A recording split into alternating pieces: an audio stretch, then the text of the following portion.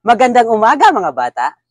Magsitayo ang lahat para sa ating panalangin. Sa ngalan ng Ama, ng Anak, ng Diyos Espiritu Santo. Amen.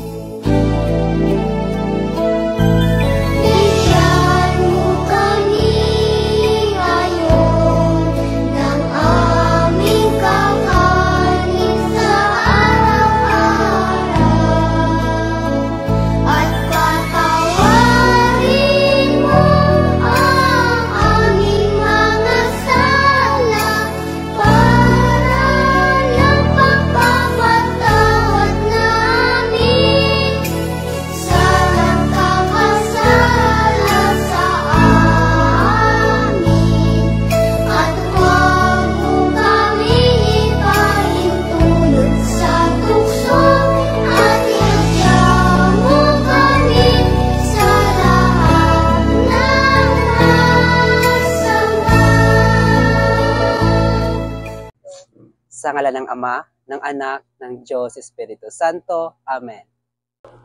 Magandang umaga muli mga bata. Bago umupo, pakipulot ang mga basurang nakakalat sa sahig.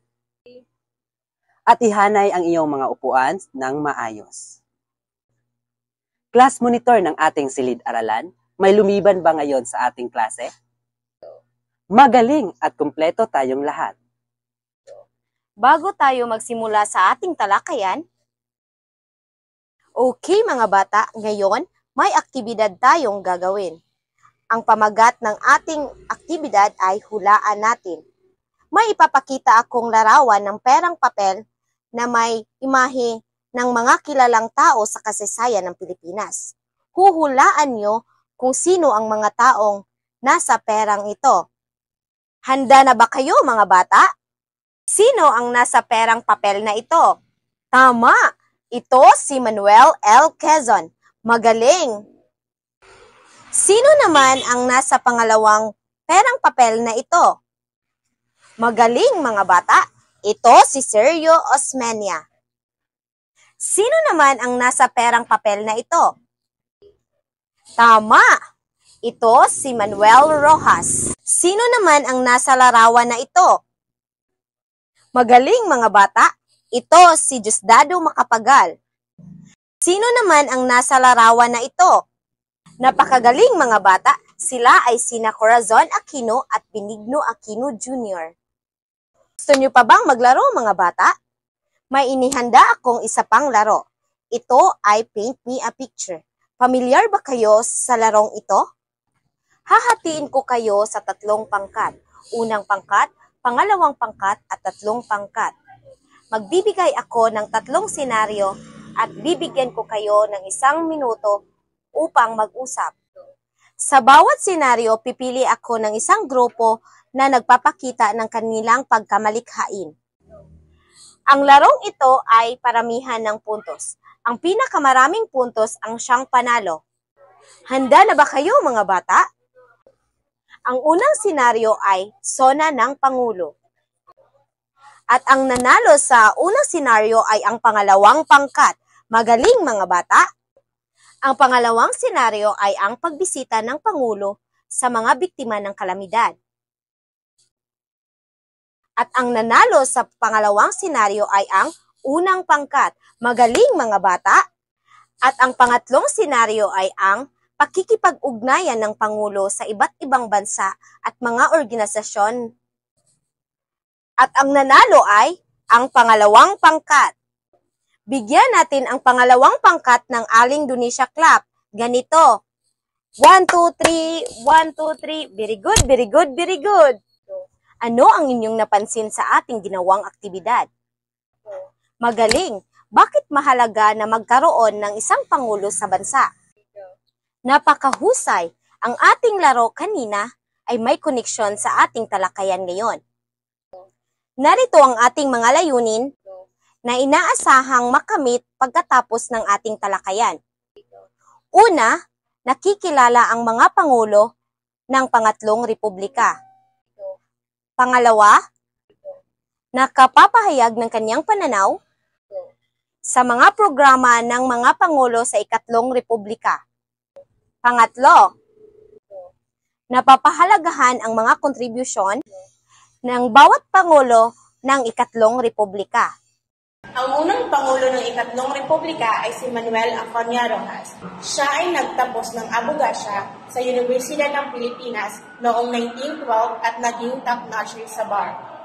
Isinilang siya noong Enero 1, 1892 sa lungsod na ipinangalan sa kanya noong siya ay mamatay sa lungsod ng lalawigan ng Capiz. Siya ay isang politiko ng Pilipinas. Nag-umpisa siya sa politika bilang isang piskal panlalawigan. Nagsilbi sa iba't ibang kapasidad sa ilalim ng pamahalaang Commonwealth ni Manuel L. Quezon. Noong 1921, naihalal siya sa House of Representatives at sumunod na taon ay naging Speaker. Siya ay nagsilbi bilang Pangulo ng Pilipinas mula Mayo 1946 hanggang sa kanyang kamatayan noong Abril 1948. Ito ay ilan sa kanyang mga programa. Una, malayang kalakalan. Ito ay naglalayong magkaroon ng malayang pang-ekonomiyang kalakalan sa pagitan ng Pilipinas at ng ibang bansa. Pangalawa, batas rehabilitasyon ng Pilipinas. Ito ay isinusulong upang makabangon muli ang Pilipinas mula sa pinsala na dulot ng ikalawang digmaang pandaigdig. Ang batas na ito ay nagtatakda ng mga hakbangin upang maibalik sa normal ang pamumuhay ng Pilipino. Pagbabagong tatag ng kabuhayan. Paglutas sa suliranin ng hukbalakaw. Pakikipag-ugnayan sa ibang bansa. Batas Bell o Batas sa Kalakalan ng Pilipinas. Diwa ng Bayanihan. Ang sumunod na presidente ay si Elpidio Quirino. Siya ay isang politiko at ika-6 na Pangulo ng Pilipinas. Si Elpidio Quirino ay isinilang noong Nobyembre 16, 1890 sa Vigan, Ilocos Sur. Nagtapos siya ng abogasya sa Universidad ng Pilipinas noong 1915. Naihalal sa Kongreso noong 1919. Naging pangalawang Pangulo siya ni Manuel Rojas noong 1946. At nanumpa bilang Pangulo ng Pilipinas pagkaraan ng pagkamatay ni Manuel Rojas noong 1948. Kinaharap ng Administrasyong Quirino ang malubhang banta ng kilusang komunistang hukbalahap. Kaya niya pinasimulan ang kampanya laban sa mga huk. Bilang Pangulo, muli niyang tinayo ang ekonomiya ng bansa, pinapaunlad ang pagsasaka at mga industriya. Ito ay ilan lamang sa mga programa ng Administrasyong Quirino. Siya ay tinaguriang ama ng Foreign Service. Rehabilitasyong pangkabuhayan. Ito ay tumutukoy sa pagpapaunlad ng ekonomiya ng bansa matapos ang ikalawang digmaang pandaigdig. Kasunduang Quirino-Fuster. Ito ay isang kasunduan na nilagdaan ni Elpidio Quirino at ng Embahador ng Estados Unidos na si John Foster Dulles noong 1951 at nagresulta sa pagpapalaya sa mga Amerikanong hukuman na hinatulan ng kasalanan sa Pilipinas. Mutual Defense Assistance Act noong 1949 ay isang kasunduan sa pagitan ng Pilipinas at ibang bansa na naglalayong itaguyod ang seguridad ng dalawang bansa. Kapayapaan at kaayusan, pagbalik ng tiwala sa pamahalaan, Mutual Defense Treaty noong 1951, at misyon ni Daniel Bell. Sumunod naman ay si Ramon Magsaysay. Si Ramon del Fierro Magsaysay o Ramon Munching Magsaysay ay ang ikatlong Pangulo ng ikatlong Republika ng Pilipinas. Si Ramon Magsaysay ay isinilang noong Agosto 31, 1907 sa Zambales. Nag-aral sa Pamantasan ng Pilipinas at Jose Rizal College. Nang bumagsak ang Bataan, inorganisa niya ang Pwersang Guerrilla sa Kanlurang Luzon at pinalaya ng Pwersang Amerikano at Pilipino ang Zambales noong Enero 26, 1945. Bilang kalihim ng tagapagtanggol, kanyang binuwag ang pamumunuan ng Hukbalangha. Pinigil ang panganib na lilikhain ng pulahang komunista at naging napakatanyag sa mamamayan. Tinalo ni Magsaysay si Quirino sa eleksyon noong 1953 at naging ikatlong Pangulo ng Republika ng Pilipinas. Iniligtas ni Pangulong Magsaysay ang demokrasya ng Pilipinas. Pinigil ang paghihimagsik ng Huk o komunista. Si Luis Taro, supremo o leader ng komunista, ay sumuko sa kanya, kaya siya tinawag na tagapagligtas ng demokrasya. Ito ay ilan sa mga programa sa Administrasyong Magsaysay. Pagpapaunlad ng nayon sa Pilipinas. Ito ay naglalayong mapabuti ang mga nayon at pamayanan ng Pilipinas. Kabilang dito ang pagpapalawak at pagsasaayos ng mga infrastruktura tulad ng paaralan, klinika at kalsada. Magna Carta of Labor. Isang batas panlawig na pinalabas ni Ramon Magsaysay upang bigyang proteksyon ang mga manggagawa ng Pilipinas. Kampyon ng mga masa.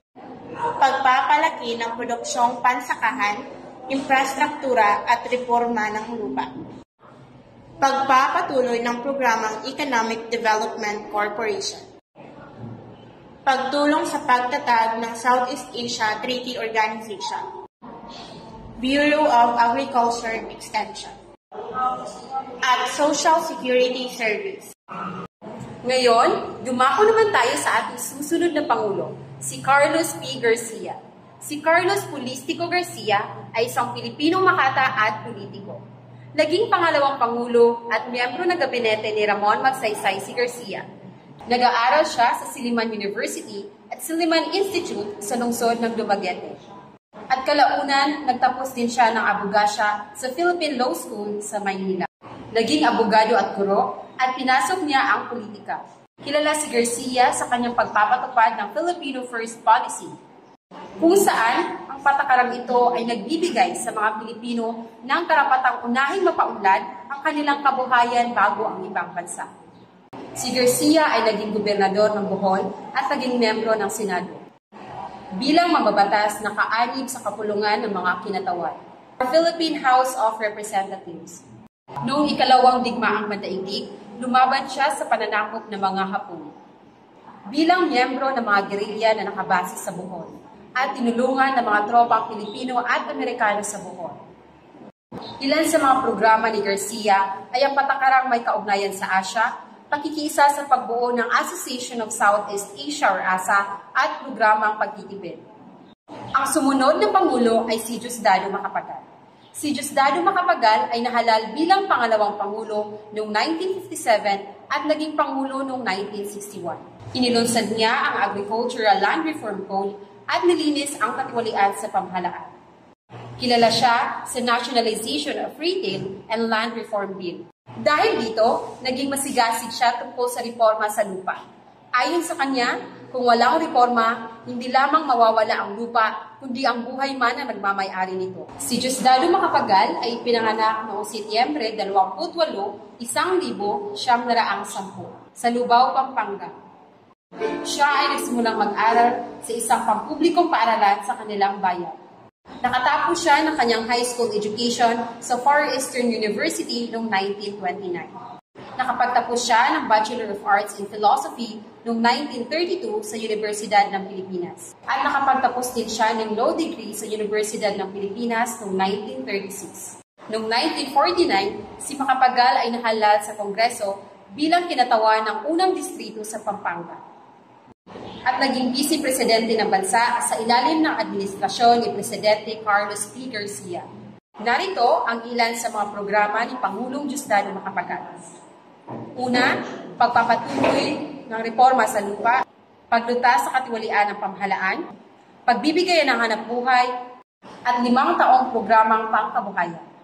At ang huling Pangulo ng ikatlong Republika ng Pilipinas ay si Pangulong Ferdinand Marcos. Siya ay pinanganak noong Setyembre 11, 1917 sa Sarayat, Ilocos Norte.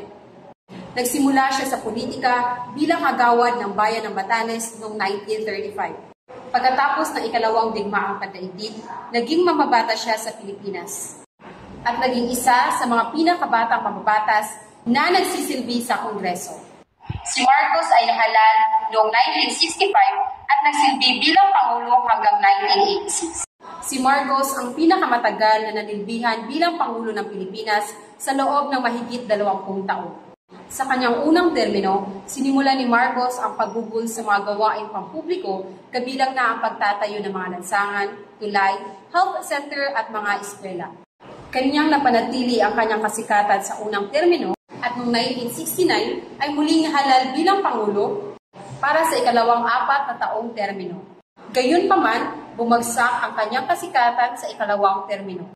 Ang pagbatikos kay Marcos sa kanyang ikalawang termino ay nagmula sa panlilinlang sa kanyang kampanya at talamak na korupsyon sa pamahalaan. Ito ang ilan sa kanyang mga programa. Una, luntiang himagsikan o Green Revolution at produksyon ng pagkain, kampanya laban sa krimen, pagbabagong panlipunan at pangkabuhayan, at pagpapatupad ng bagong lipunan. Ayon kay Marcos sa taon ng kanyang pamamalakad, this nation can be great again. Para malaman natin kung nauunawaan niyo ang ating aralin, hahatiin kayo sa 3 pangkat. Ito ang unang pangkat, pangalawang pangkat at ang pangatlong pangkat. Ang bawat pangkat ay pipili ng isang pangulo at isa sa kanyang mga programa. At ito ay tatalakay ninyo sa harap ng klase. Bibigyan ko lamang kayo ng 5 minuto upang maghanda. At ito ang ating magiging rubrics.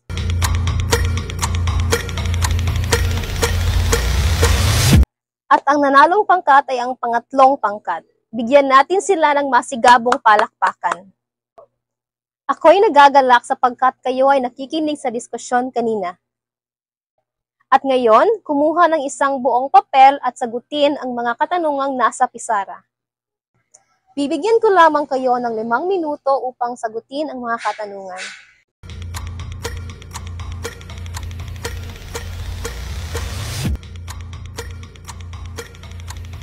Tapos na ba ang lahat? Ngayon, magpalitan kayo ng papel sa inyong katabi. At ito ang mga tamang sagot. Pakibilang ng tamang sagot. Pagkatapos na itong bilangin, ay maaari nyo na itong ibalik sa inyong mga kaklase. Pakipasa ng mga papel sa harapan. Magaling mga bata, bigyan natin ng 5 bagsak ang ating mga sarili. 1, 2, 3, 4, 5. Para sa inyong takdang aralin, gumawa kayo ng isang graphic organizer at pumili ng isa sa mga pangulo ng ikatlong Republika ng Pilipinas. At ilahad ang kahalagahan ng kanyang mga kontribusyon sa ating bansa. Ilagay ito sa isang long bond paper. Ito ang halimbawa sa inyong gagawing graphic organizer.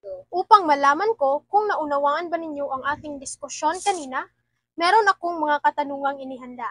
Magbigay naman kayo ng isang programa ni dating Pangulong Elpidio Quirino. Kisha.